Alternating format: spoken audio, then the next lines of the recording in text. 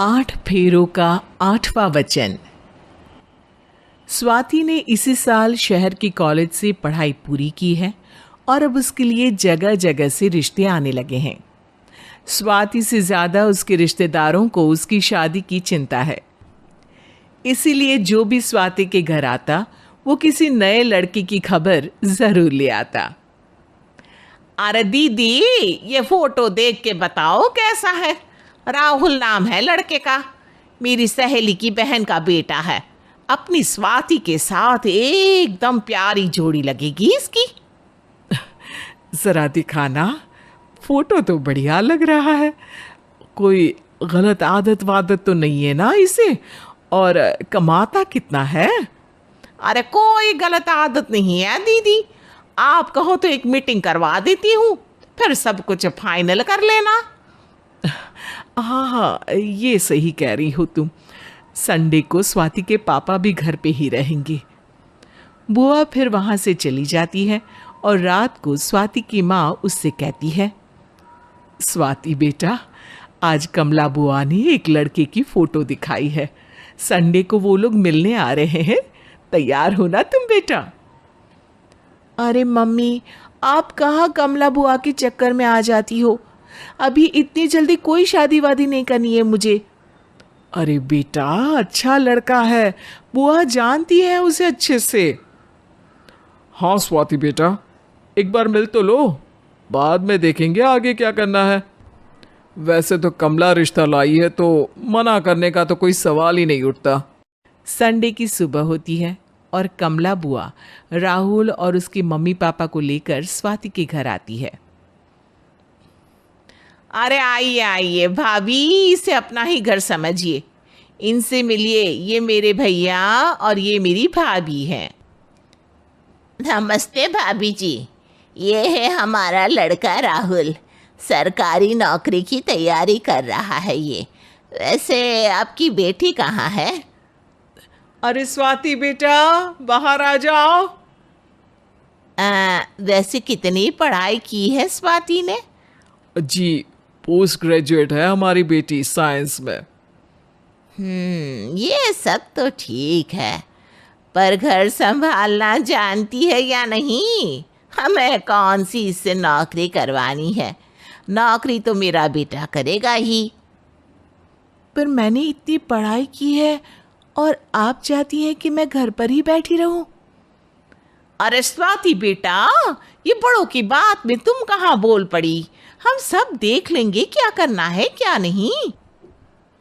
हम तो इसी बात पर विश्वास करते हैं कि घर के लड़कियां घर में ही रहे तो ज़्यादा अच्छा रहता है।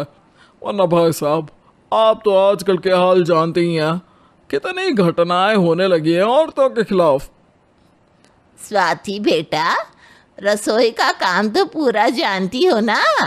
शादी के बाद तुम्हें ही संभालना है वो सब। अरे बहुत अच्छा खाना बनाती है ये, आप सब लोग इसकी तारीफ करते नहीं थकेंगे। लो भाई, हो गई मीटिंग, अब शादी की तारीख फाइनल कर लेते हैं, क्यों भैया?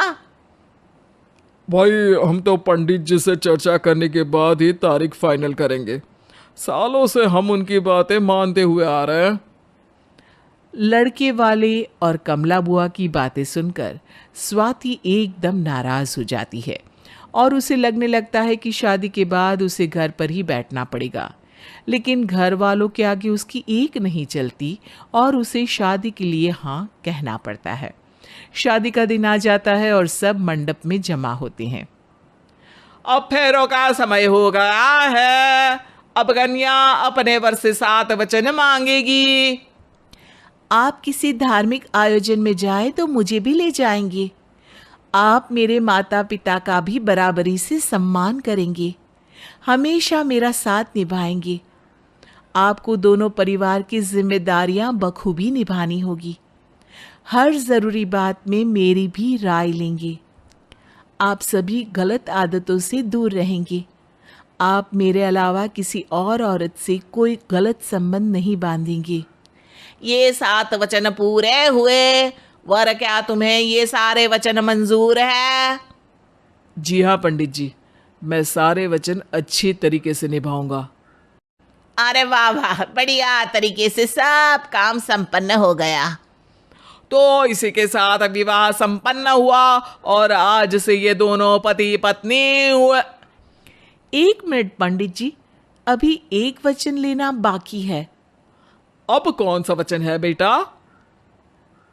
मैं अब हमेशा के लिए किसी दूसरे घर में जाने वाली हूँ, तो पति के अलावा मैं अपने सास ससुर से भी एक वचन लेना चाहूंगी। अब कहो बेटी।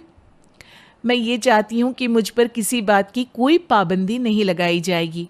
मुझे सब कुछ करने की आज़ादी होगी और मैं भी विश्वास दिलाती हूँ कि मैं एक अच्छी बहू बन के दिखाऊंगी। स्वाति की बात सुनकर उसके सास ससुर एकदम चौंक जाते हैं और कुछ बोल नहीं पाते कि उतने में कमला बुआ बोल पड़ती है।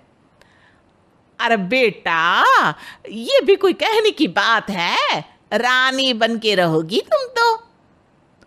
वचन देने से पहले सोच लीजिए, क्योंकि शास्त्रों में वचन ना निभाने वालों के लिए नरक से भी बदतर सजा लिखी है। स्वाति की चालाकी से वहां मौजूद सब लोग प्रभावित हो जाते हैं और लोगों में बदनामी ना हो जाए, इस कारण स्वाति के सास ससुर को उसे वचन देना पड़ता है। और कैसी अपशकुन वाली बातें कर रहे हैं आप पंडित जी? हमें मंजूर है बेटा तुम्हारी शर्त। स्वाति अपनी समझदारी से अपनी बात अपने ससुराल वालों से मनवा लेती है और खुशी खुशी राहुल से शादी कर लेती है। अब से हर शादी में मैं खुद 8 वचन दिलवाऊंगा। ओम मंगलम मंगलम मंगलम।